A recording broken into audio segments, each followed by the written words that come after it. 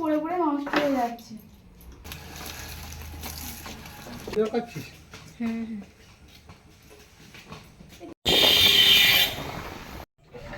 High everyone, welcome back to my Mitali Mithai live blog. আশা করি তোমার সবাই অনেক ভালো আছো। বোনকে নিয়ে সাথে করে বসেছি, মেহেন্দি করে দিচ্ছি ওর হাতে। পুরো একদম ফুল হাতটা কভার করেছি। পাক্কা আমার আধ ঘন্টা সময় লেগে গেছে, বেশিটা সময় লাগেনি। মিঠাই তার মধ্যে একটু আধটু আমাকে গুলিয়েছে বলে সময়টা লেগেছিল। ওকে আমি মেহেন্দি করে দিলাম। দিদি বাড়িতে যাব, দিদির হাতে একটু মেহেন্দি করবো, মানে যে বিয়ে করবে আর কি তার মেহেন্দি হাতে করব, অনেকটাই সময় লাগবে।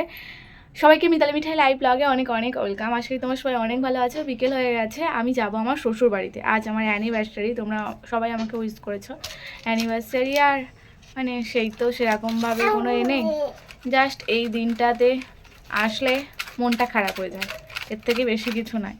সারাটা দিন একদম মনমরা হয়ে বসেছিলাম। ও এসেছে সকালে, আমার বোন, আমার ছোটো মাসির মেয়ে, বা ওর বাবা এসে দিয়ে গেছিলো। আমি কোনো ভিডিও বানাইনি, মন মেজাজ এতটাই খারাপ, মানে সেটা কাউকে আমি জানাতে চাই না বলে ভিডিও বানাইনি। বিকেলবেলা ভেবেছি আমি একটু আমার শ্বশুর বাড়িতে যাব, ওর বাড়িতে গেলে একটু শান্তি পাবো, মন ভরে একটু কেঁদে নিতে পারবো। সব থেকে বড় কথা, এখানে সবার মাঝখানে না কাঁদা যায় না, মনটা হালকা হয় না, একটু কাঁদলে মনটা হালকা হয়। তাই যাব আমার শ্বশুর বাড়িতে। আমার ফিসটা রয়েছে, ভাবছি নিয়ে চলে আসবে। তাড়াহুড়ো করে বোনকে মেহেন্দিটা করে দেওয়ার পর রেডি হয়ে বার হয়ে পড়লাম, আমার শ্বশুর বাড়িতে যাচ্ছি। একটা ব্যাগ নিয়েছি, সাথে একটা জলের বোতল নিয়েছি, নিয়ে মিঠাইকে রেখে দিলাম আমার দাদুর কাছে। দাদু বাড়িতে এসেছে, দাদুকে বললাম একটু মিঠাইকে খেয়াল রাখবে, বাড়িতে সবার কাছে তো থাকে মোটামুটি, আর আমার বড় বোনটাও আসবে। তাই এই ফাঁকে আমি আমার বাড়িতে যাচ্ছি। গিয়ে না, আমাদের বাড়িতে ফ্রিজ রয়েছে, আমার বাবা দিয়েছিল আমার বিয়ের সময়। তো এই নিয়ে 3 বছর হয়ে গেল পড়ে রয়েছে। ইলেকট্রনিকের জিনিস ভালো থাকবে কি আর, আর যা গরম পড়ছে এখানে খুবই অসুবিধা হয়। সেখানে ফ্রিজ একটা নতুন কিনতে হতো। আপাতত আমি যতদিন আছি ফ্রিজটা আমার কাছে নিয়ে এসে রাখি, ব্যবহার করলে জিনিসটা ভালোও থাকবে আর আমাদেরও উপকার হবে। তাই ভাবলাম যে ফ্রিজটা নিয়ে চলে আসবো। এটা আগে ভাবলে মনে হয় ভালো হতো। গত 3 বছর হয়ে গেল একভাবে পড়ে রয়েছে, মায়ের সাথে কখন যায় সেই সময়টা হয়তো একটু চালায়। ইলেকট্রনিকের জিনিস মানে তো খারাপ হবেই। ভ্যান বলেছি একটা, কিছুটা রাস্তা আমাদের এখান থেকে হেঁটে যাচ্ছে, ভ্যানে করে যাবো আমার শ্বশুরবাড়ি পর্যন্ত। প্রথমে যাবো আমার ননদের বাড়িতে, গিয়ে আমার ঘরের চাবিটা নিয়ে তারপরে যাব আমাদের বাড়িতে। কাল থেকে লোকজন চলে আসবে, আর যেতে পারবো না দিদির বিয়ে, তাই আজকে যাচ্ছি। সাইকেল নিয়ে যাবো ভেবেছিলাম, ভ্যান যেহেতু ভাড়া করেছি তাই ভ্যানে করেই যাচ্ছিলাম আমার শ্বশুর বাড়িতে। প্রথমে ননদের বাড়ি থেকে আমার ঘরের চাবি নিলাম। আমার ঘর আর বলবো কি, মেয়েদের কোনো নিজের ঘর হয় না, শ্বশুর বাড়ি নাহলে বাপের বাড়ি, মেয়েদের কোনো পরিচয় নেই। যদি নিজে কিছু করে একটা নিজের জন্য জায়গা করতে পারতাম, সেটাই মনে হয় এখন শান্তির জায়গা। এখন আমার শ্বশুরবাড়িতে পৌঁছে গেছি। ঘরের সামনের অবস্থাটা খুবই খারাপ, যেহেতু অনেক দিন থাকি না। প্রায় সময় এসে পরিষ্কার করি, আবার যেকে সেই হয়ে যায়। চারিদিকে গাছপালা ভর্তি, পাতা পড়ে ঢিবি হয়ে যায়। ঘর দাবারটা ভালোভাবে পরিষ্কার করে দিয়ে কিছুক্ষণ থাকবো, থেকেই বাড়ির দিকে রওনা দেব। সামনের বাড়ি থেকে একটা জেঠু দাঁড়িয়েছিল, ওনাকে একটু ডেকে নিলাম। বাড়ির সামনে কাঠ ছিল কিছু, ওই নতুন বাড়ি, সেই কাঠগুলো মনে বাইরে বার করে নিয়ে গেছে, তাই এলোমেলো হয়ে রয়েছে দাবাটা। মাঝে মনে হয় কেউ এসেছিলো আমাদের বাড়িতে, ননদ না হলে হয়তো আমার ভাসুর যেও হবে এসেছিলো, তার জন্য ঘর দাবাটা একটু এলোমেলো লাগছিল, সেটাই বলছিলাম। ঘরের চাবি খুললাম, খুলে কিছুক্ষণ বসবো, ঘর দাবাটা ভালোভাবে ঝাঁট দিয়ে পরিষ্কার করে নেব। আজ আমাদের অ্যানিভার্সারি, আজকের দিনে কত আনন্দ হতো এই বাড়িটাতে, তাই না? সবাই হয়তো আমাদের বাড়িতে আসতো, অনেক বড় সেলিব্রেশন হতো। আজ ঘরে চাবি দেওয়া পড়ে রয়েছে, বড় বড় ইঁদুর ভর্তি। যেই ঘরে ঢুকেছি না, একটা মানে কি বলবো, অদ্ভুত একটা ফিলিংস এসে গেছিলো। অনেকগুলো ইঁদুর একসাথে ছোটাছুটি করছে, কি অবস্থা জানি না। বিছানা, চাদর টাদর বা চারিদিকে জিনিসপত্রগুলো কি রয়েছে একটু চেক করে নিয়েছিলাম, মোটামুটি সব ঠিকই ছিল। কারণ একভাবে পড়ে থাকে মানে ইঁদুর পোকামাকড় তো কাটবেই। মাসে হয়তো একবার আসি বা সপ্তাহে একবার আসি, তার মধ্যে কতটুকুই বা করতে পারি। মিঠাইকে নিয়ে এখানে আসলেই মিঠাইয়ের শরীরটা অসুস্থ হয়ে পড়ে। ওকে নিয়ে এসে যে আমি কিছুদিন থাকবো সেটাও শান্তিতে পারি না। কি করব, ঘরটা ফাঁকা হয়ে পড়ে থাকে। সব রকমই তো ব্যাপার রয়েছে, যেমন মানুষ রয়েছে, ভূত রয়েছে, পেট রয়েছে, সব কিছুই আছে। যদি বাড়িতে ভোগ জল পড়ে, সন্ধে পড়ে, সব কিছু ঠিক থাকে। আমরা যেহেতু থাকি না, ভোগ জল পড়ে না। গত 3 বছর হয়ে গেল, 2 বছর হয়ে গেল যে এইভাবেই পড়ে রয়েছে। তাই ঘরের দাবার অবস্থাটা এরকম হয়েছে। এবার যখন মিঠাইকে নিয়ে পার্মানেন্টলি এসে থাকবো তখন ভালো করে বাড়িটা বড় করে পুজো দিতে হবে। পুজো দিয়ে তারপরে এখানে এসে থাকবো মিঠাইকে সাথে করে নিয়ে। নাহলে মেয়েটা যা অসুস্থ হয়ে পড়ে, একেই তো একা হাতে সংসার পড়ে যায়, তার উপর যদি মিঠাই সারাক্ষণ ঘ্যান ঘ্যান করে কান্নাকাটি করে কী বা ভালো লাগে বলো। সেই জন্য মিঠাইকে আর সাথে করে নিয়ে আসলাম না। ভেবেছিলাম কিছুক্ষণ এসে থাকবো, নিজের মতো করে সময় কাটাবো।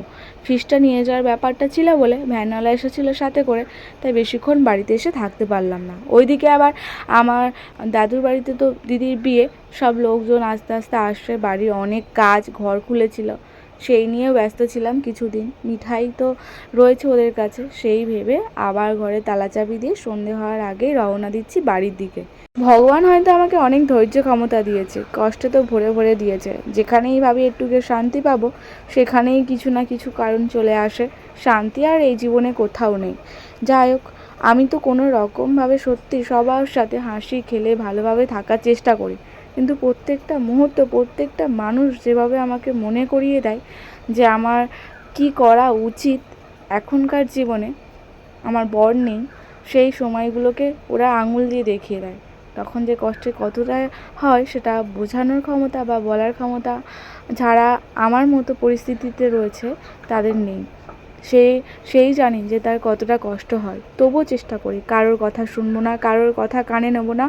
আমি সৎ পথে যেটুখানি ভালো হয়, মিঠাইকে ভালো রাখতে পারি, সবাইকে মানিয়ে নিয়ে চলতে পারি সামনের জীবনে, সেটুকুই নিয়েই কথা বলে আর পথ চলবো। কিন্তু কি বলবো, আমিও তো মানুষ, আমারও মন আছে। যতই ধৈর্য ধরে রাখি না কেন, আমিও তো কষ্ট হয়, আমারও তো অনেক কান্না পাই, কিন্তু কি করা যাবে, পরিস্থিতির শিকার এখন আমি। সবটাই মানিয়ে নিয়ে সামনের দিকে আগাতে হবে। যখন ফ্রিজটা নিয়ে যাচ্ছিলাম আজকে দিনে, ঠিক আমি আমার বাড়ির সব ঘরের জিনিসপত্র আমার শ্বশুর বাড়িতে নিয়ে এসেছিলাম এক এক করে, নিজের একটা সংসার তৈরি করব বলে। আর সেই ভ্যানে করে আজকে নিয়ে যাচ্ছি আমাদের বাড়ির দিকে। কতটা যে কত কষ্ট হচ্ছিল বলে বোঝাতে পারবো না। এদিকে ইলেকট্রনিকের জিনিস না নিয়ে গেলে ধীরে ধীরে নষ্টও হয়ে যাবে। সামনে বিয়েবাড়ি আছে, গরমেও পড়েছে, তাই ভাবলাম ফ্রিজটা সেই তো আমাদের বাড়িতে পড়ে নষ্ট হচ্ছে, বাড়ির দিকে নিয়ে যাই। যখন নয় মিঠাইকে সাথে করে নিয়ে আসবো, দাদুকে নয় বলবো একটা আমাকে ফ্রিজ কিনে দেওয়ার জন্য, নাই বা দিল, আমি নিজেই না একটা কিনে নিলাম। জিনিসটা তো নষ্ট হওয়ার থেকে তো বেঁচে গেল। বাড়ির দিকে ফিরছি, প্রায় সন্ধে হয়ে গেছে, মিঠাই আবার বাড়িতে রয়েছে, সেটাও টেনশন। বাড়িতে চলে এলাম ফ্রিজটা নিয়ে, ফ্রিজ নিয়ে এসেছি, ফ্রিজের ভেতরে যে সবজি রাখার জায়গাটা থাকে সেটা আনা হয়নি, তাড়াহুড়ো করে গেছি না ওখানে যেতে। মানে আজকে একটা বিশেষ কারণে আমি ওখানে গেছিলাম, আজকে আমার অ্যানিভার্সারি, ওখানে যাওয়ার খুব মন করছিল, ভেবেছিলাম ওখানে গিয়ে মন খুলে একটু কাঁদবো। তো সাথে করে ভ্যানওয়ালাও গেছিলো, তাড়াহুড়ো করে মিঠাইকে রেখে দিয়ে গেছি, সেটাও শান্তি পেলাম না। একটু শান্তি পাওয়ার জন্য গেছিলাম, কিন্তু সেই শান্তিটা আর হলো না। ঠিক আছে, বাড়িতে না দিদির বিয়ে হচ্ছে বলে বোঝাতে পারবো না, বুকটা আমার ফেটে যাচ্ছে। এই আজকের দিনে প্যান্ডেল আমার জন্য হচ্ছিল, তাই না, আমার বর আসবে বলে। আর আজকে সেই দিনটা বড্ড মনে পড়ছে, কারণ চোখের সামনে সব কিছু হচ্ছে তো, তার জন্য। কী করা যাবে, বাড়িতে মিঠাই রয়েছে। কি ভাঙলো বলতো, ফেললো বলতো, এ বাবা কী করেছো মিঠাই? মিঠাই খেলা করছিল এখন। মিঠাই, তুমি এইগুলো সব ফেলে দিলে? আমি একটা শিওরি হার নিয়েছিলাম, সেই হারটা মানে ছোট হচ্ছে, আমি ফেরত দেবো বলে ভেবেছিলাম, যাবো, আজ সে যা হয়। কী করছো তুমি? একটু কান্না করেছো? ও একটু কান্না করেছে, তোর সাথে খেলা করছিল। তুমি চুল বাঁধোনি কেন? আমি তো চুল তো বেঁধে দিয়ে গেলাম। চুল বেঁধে দিয়ে জানি না, তুমি চুল বাঁধিস নি কেন? ক্লিপ দিলাম না আমি ক্লিপ নিলি আমার কাছ থেকে কেন?